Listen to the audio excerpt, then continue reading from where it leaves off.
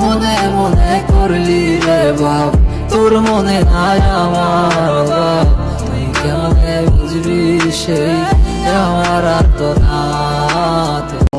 500 টাকার জন্য ছেলে মাকে মারে নাই। সাংবাদিকরা আমাদের ভুল তথ্য দিচ্ছে। যখনই দেখছে ছেলের দাঁড়িয়ে আছে কোরআনের হাফেজ, তখনই তাকে ফাঁসাই দিছে।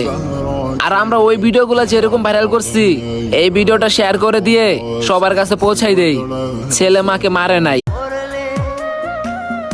আর পড়বো না কারো মায়ায়, যার মায়ায় পড়ছিলাম তার স্মৃতিগুলো এখনো আমাকে কাঁদায়।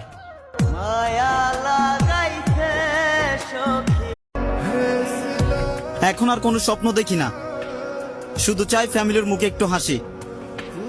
বয়সটা এখন সে পর্যায়ে চলে গেছে যেখানে ঘুম কম, ভবিষ্যতের চিন্তা বেশি।